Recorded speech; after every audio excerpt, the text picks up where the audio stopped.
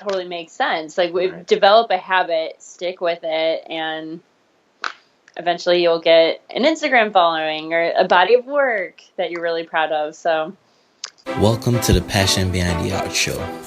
It's all about diving in with individuals to learn the awesome story behind your passion. It's your host, Daryl Pinnock. Enjoy this week's episode. All right, so I'm excited to have Lisa Quine on the Passion Behind the Art podcast. She's Cleveland's finest when it comes to design. So welcome, Lisa. Hi, nice to finally sit down and chit chat with you. Yes. So how did Lisa's journey start? What age? When did she know she was going to be this awesome letterer? Just how did the journey start for Lisa? Well, growing up, my parents kind of sat us down in front of all the Disney movies, to get us to stop fighting with each other. I'm the oldest of three. And so I was just ingrained in that world, like a lot of kids growing up in the 90s. And I think one of my first ones was Lion King and Aladdin. But I was so fascinated by the behind the scenes when they showed the Disney animators and stuff. I'm like, oh my God, that's what I want to do. I started drawing Disney characters and stuff. And I thought I was going to be a Disney Imagineer. I think that's what they called them. But came to find that I don't have patience. So I hated drawing the same thing over and over again. I would make little flip books. I'm like, nope, I don't like animation. But I always continued to draw. We were also involved in sports, theater, art. So I don't know how my parents kept track of three kids doing all that, but I was just ingrained in so many different hobbies, but art always stood out to me. So it was kind of elimination process. But lettering specifically, so in high school, I was definitely one of those emo kids. That comes up a lot just because that's how I got into lettering. But I would listen to songs for the sad lyrics, and I would be doodling them in the sides of my notes in high school and stuff. People would be like, "Oh, what's you working on? That looks really cool." And it's I hate everything. I'm like, "Oh God." So that's how I got into lettering. I did not know it was a thing. I just loved illustrating lyrics and quotes and stuff. For sports, I would draw quotes by different coaches and stuff, and I had this whole page I would take out and read before games and stuff. But I've always loved illustrating words because they meant so much. And then I graduated in 2008, so I knew I wanted to do art, but I wanted something that I could get a job in. So I'm like, graphic design, everyone's doing that.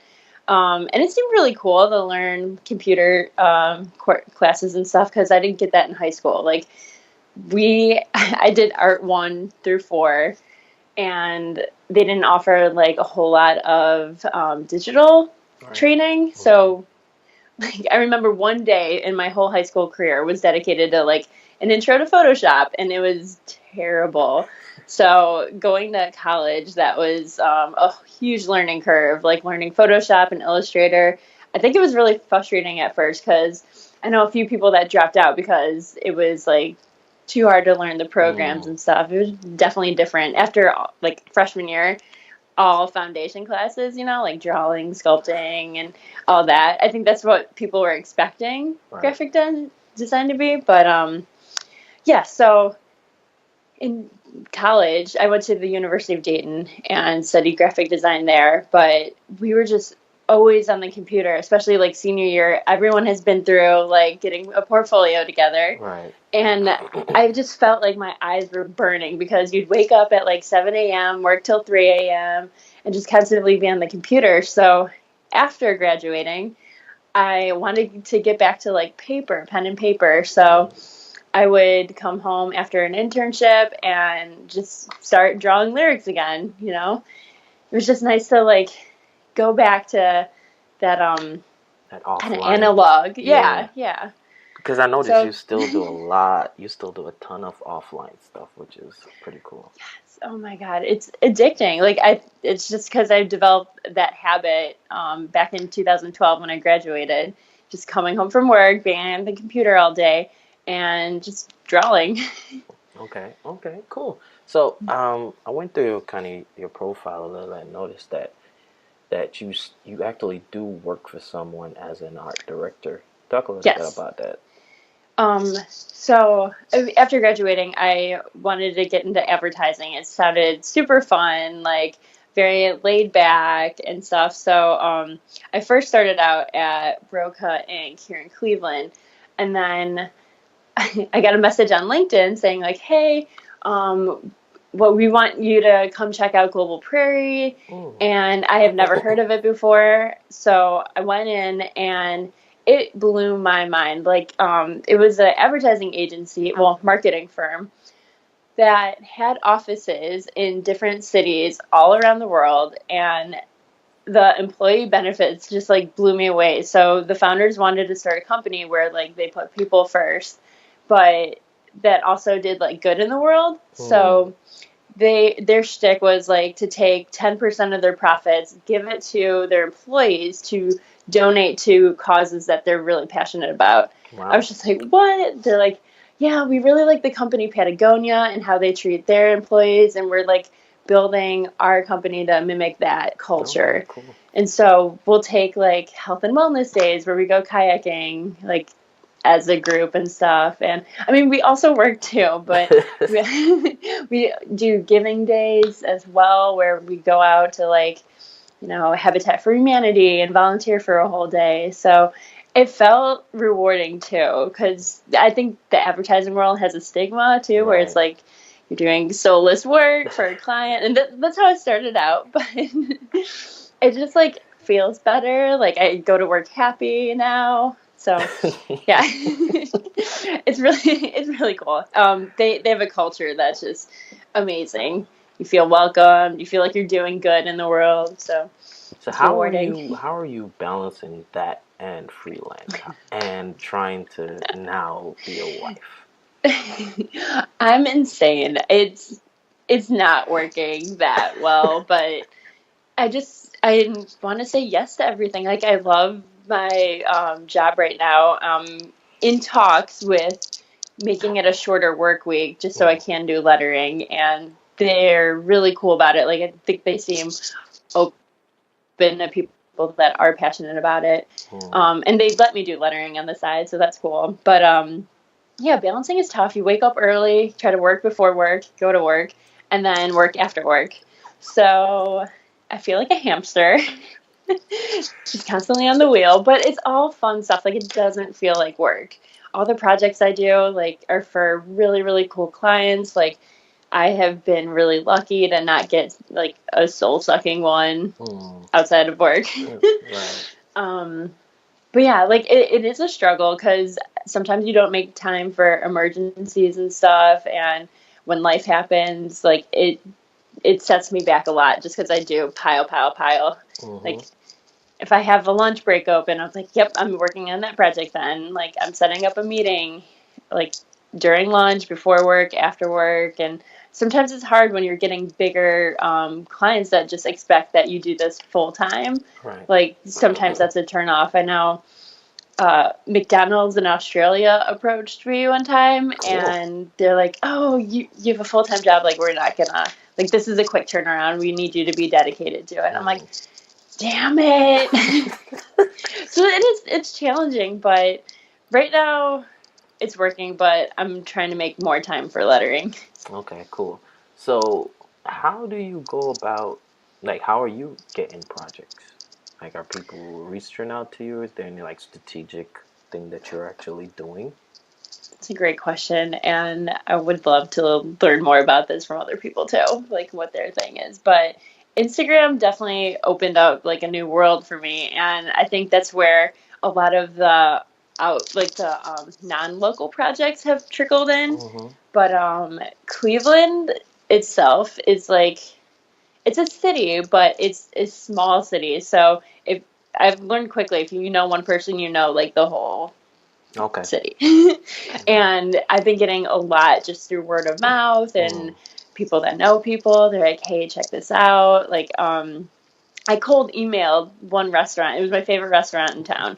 I'm like, hey, like, if there's anything I could do, I do lettering. Like, I would love to help out.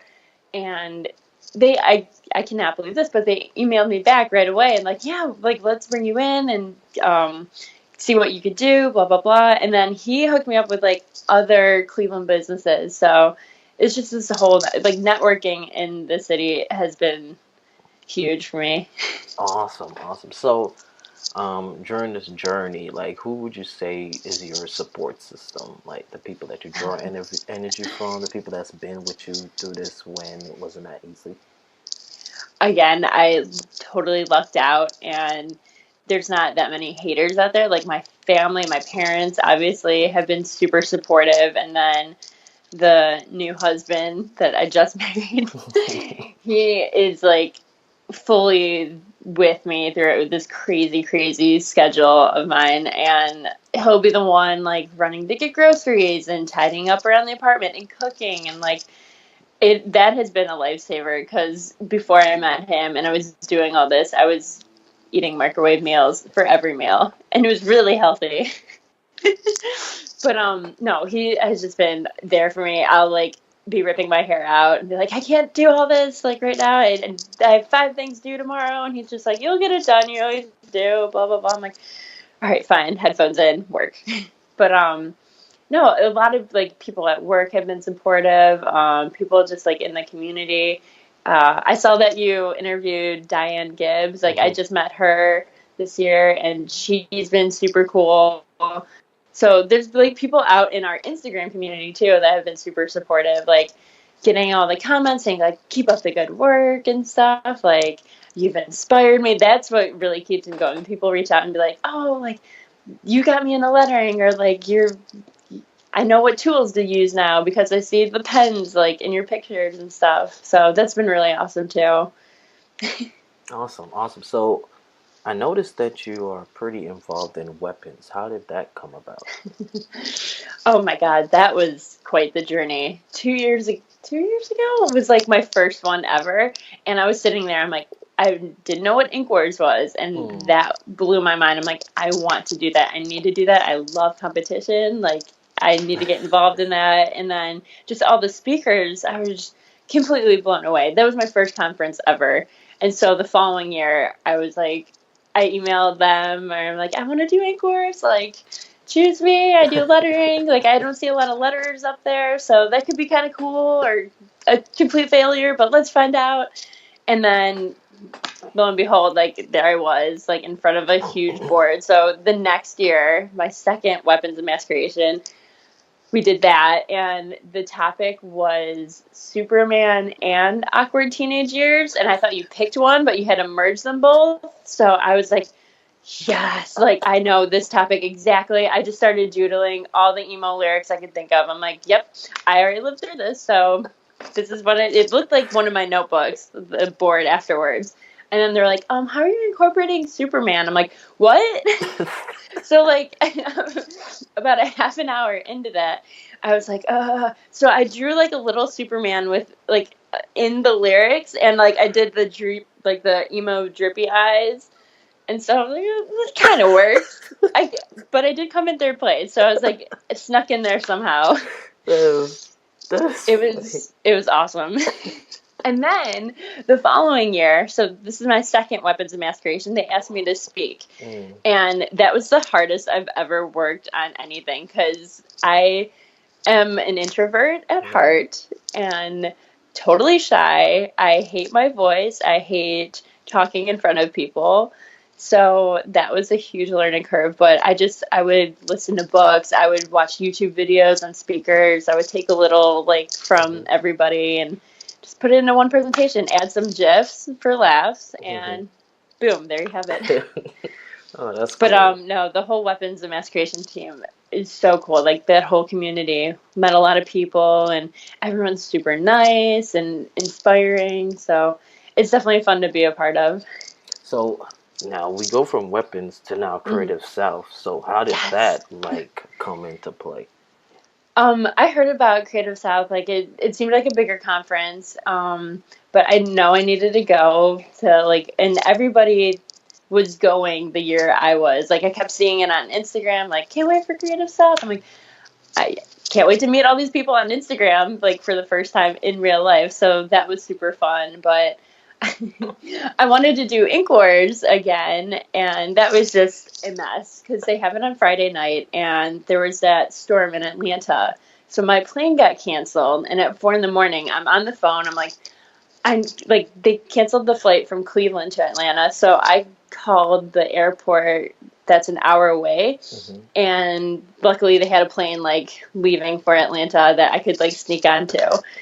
And so that was just like chaos. I finally get to Creative South and I have to do Ink Wars. It's on a bridge. Like the boards are up against the railing and I'm like, I'm terrified of heights. I'm like, this is just awful. There's fireworks going off. We're really high up on a bridge and in a very stressful competition. Like Ink Wars at Weapons of Mass Creation, you're like not on a stage. So that was great. But like here you're just like under the spotlight and the theme was Never Say Die. And I was like, what? So I was like trying to think of like mantras, like go get them, you know, and YOLO kept sticking out to my head. I'm like, I can't do that. I cannot do YOLO. And so Never Say Die, I was like, don't stop believing. Yeah, like that's a good one. And I think Journey just got inducted to the Rock and Roll Hall of Fame. So that was just like fresh in my mind. And so I did, just a small town girl. Like, people will make that connection. It was just too many things removed from the topic. No one got it. It was awesome, but it was just really cool to be up there with like so many talented illustrators and stuff. So that was fun. So that was this past year, right? Yes, and that was my first Creative South. Wow. Because I saw you when you were working on the Bentley. And that too. So like Mike just grabbed you and was like, come on, let's go work on this. Who grabbed me? Oh, Dylan. Oh, I saw Dylan you interviewed him too. Dylan is awesome. He is such an awesome guy. I met him through Ink Wars at Weapons. Okay. So he was like, I got to do it for Creative South. Oh, and we're drawing on a Bentley. Like, come do that too. I'm like, okay, I'm going to be working like for my first Creative South. No, but are you going this year? Yes, I am going this year, so I'm hoping to be there every year. After last year, I was like, I'm definitely going to be there every year. Oh my God, yes, perfect. It is so inspiring. Like, it's a hell of a weekend. Tell me about it. So, what would you say after all of this? It seems like Lisa just had it all made. She never had any struggles, but just in case. What would you say was the greatest struggle you had to overcome? Oh my God. That was like the epitome of my speech. Just like all the hurdles and stuff, which really weren't that bad. But I think the biggest struggle was art shows. So I've had a couple of art shows, but this one in Canton, Ohio, which is like an hour from Cleveland, I had a solo art show, and at the same time I was working on pieces for that, I had gotten feedback that I was moving to the next level to sell a journal in Target through this like third party, and I was like, oh shit, like I gotta focus on these two huge things at the same time. So I think the biggest struggle for the art show was I wanted to do musical lyrics like that, going back to the early days and stuff. But I wanted to do large pieces so I could fill the gallery. And so I tried screen printing, and I haven't done it since college. So it was a mess. I had to like relearn how to screen print and like do the registration and everything. And that was terrible. Like my spaghetti arms are not good for like pulling down the ink. So that was just And then I used a lot of color, which I usually use like zero color in my work, and that didn't come out well. So I learned a shit ton during that fail of art show. Like I should have known too. Like it wasn't getting that many likes on Instagram. I know that's not a good measuring tool, but it is in a way too. Like if people aren't liking it, like no one in Ohio is gonna like it. So I've learned a lot, like just baby steps, like stick to what you know when you're doing an art show. Like I believe in taking risks too, but something that big, no. So I had an art show after that failure of a one, and I just did black, white, and gold. That was like the color palette. And I did a lot of little ones, and they were all in gold frames behind a brick wall, and they were selling like crazy, and I just had much better feedback. So you did the second one was also a solo art show? Yes, and the second one was in a coffee shop here in Cleveland. Oh, that's awesome. So how did Yeah. so you just basically said I'm gonna have an art show and just created series for the art show?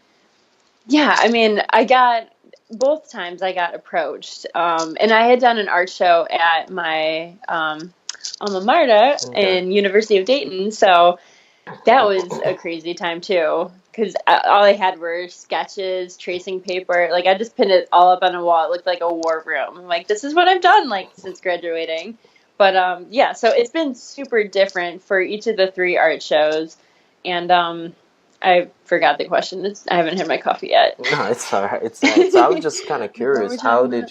How did you Oh, like get it started and like even thinking about doing something like that, especially a solo one? yeah, just saying yes to everything. Like I rarely turn down. Well, I used to rarely turn down projects. I'm like, yeah, that sounds fun. Why not? So, seeing Mrs. Eves on Instagram, like I know Mm, she does a lot of like lettering art shows. I'm like, I love her stuff. Like she's doing solo shows. Like I want to eventually get to that. So I luckily just have had people that have seen my art and they're like, yeah, we want to show you. Like we think you'll do really well. okay. And it does feel a little more commercial. Like I Hmm. always thought lettering just was in advertising, magazine covers, like headlines and stuff like that. I never considered it to be fine art until I saw Mrs. Eve's Instagram. Mm, And yeah, here we are. And then I have an art show coming up in January in somewhere in Tennessee. I think it's like outside of Nashville. So I'll be dedicating December to that. okay. So when you say someone approached you, how does that work? Are they Hmm. like,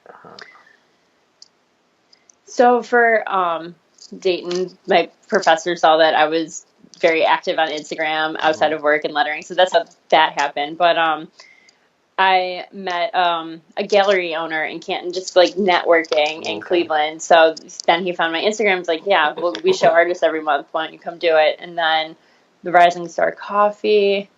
I think where did she see my work? She just saw it somewhere around Cleveland. Like I've been doing events here and there, mhm. so it's all networking. Okay, okay. So these are like people that promote art shows or have art shows, and they just kind Yes. of feature someone from time to time. It's kind of nice like being in a smaller city because it's hard to not get noticed if you're doing a whole lot. Okay, okay. I get it now. I get it. I get it. I get it. I get it. I get it. So, what's next for Lisa? What's on the horizon? What's Too much. Besides the art show in January, also in January, I'm going to be starting a 6 wall mural. mm, It's going to be insane. Like, for some reason, at the start of each year now, there's been a multiple wall mural project. Like, I don't know if you saw, you probably had to scroll a lot, but last year I did a whole company lobby. They gave me a mm-hmm, list of 100 things, like values, jokes, inside jokes with the company. They're like, we want this all in the lobby. So that took like, I don't know, 3 months wow, outside of a full time job, but right, like sketching all the 100 items, like where to place them on 4 different walls in a okay, lobby. So that was that. And then this year, it's kind of the same thing, but on 3 floors of a building and 6 walls. Yeah. wow. I'm going to start working out just so like I can handle that. So your arm gets tired, Yeah, like after all of that holding it up. drawing, so it's Yeah. just basically it's still going to be just strictly lettering though. Yes, mix in with some illustration. Like Okay. I'm trying to dabble into that a little more too. Like Hmm. I've done a couple flowers It's kind of easy to just like look at and replicate, but yeah, trying to find like an illustration style too to like work in with the lettering. Okay, which is cool. Well, Lisa, this has been awesome. But the last question is, what advice would you have for creatives? Oh God, read or listen to audiobooks. That has been helping me a ton and like fueling the fire. And okay, so besides reading, what else? Oh, networking. That's huge. Like that is how you get all the cool projects and stuff, and asking questions and reaching out to people on Instagram. I've learned a ton through that way. I've made friends through that way. This is probably how you got started in interviewing too, right? So that's been super helpful, and creating habits. I'm reading like I forget the title, but like the art of habits or something. The history of I've heard habits. of it. Yeah, I've heard of it. The cover's yellow and there's a bunch of wheels, but that like totally makes sense. Like we develop a habit, stick with it, and eventually you'll get an Instagram following or a body of work that you're really proud of. So, yeah. Awesome. I mean, I'm really excited to have you on, and I'm so glad you accepted, and you're just bubbling with just energy, man. At 6:30 in the morning, too. Crazy, right?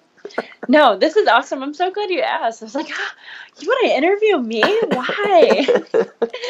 No, so it's really cool. And you're in New York, right? Well, I used to live in New York. I'm in Georgia right now. I'm in Georgia. Oh, okay. Yeah, Gotcha. I live in Very Georgia. fun. Yeah. I was listening to Nick's interview. I think that's your latest one. Yes. On there. Yes. And you were talking about New York. I'm like, yeah. I was in New York. Yeah, I used to live in New York, so when I heard that Nick is live in New York, it was kind of like, we had that New York connection, because once you live in New York, you're a New Yorker for life. It's just that type of place. Yeah. Have definitely. You been? Yes, I went twice in college, just like with everybody, and I've been dying to go back ever since, but there's no place like it. I love it. That is the truth.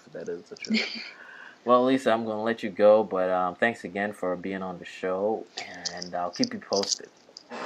Thank you, and I'll see you at Creative South. I can't wait. Yeah, I can't wait too. Right, I'm giving you the biggest hug. Hopefully, I'm not sure if it'll be bigger than Mike's, but got a little bit more working out to do. Oh my gosh. All right, Lisa, take care. All right, thanks for starting off my week positively. All right, bye. You can always connect with me at DPCREATES on Instagram or Twitter. If you ever want to have a conversation, ask a question, that's DPCREATES at Instagram or Twitter. Thank you for listening to this week's episode. I hope you enjoyed it. I would love to get your feedback. So please leave a review on iTunes and keep sharing the podcast on social media. Be blessed.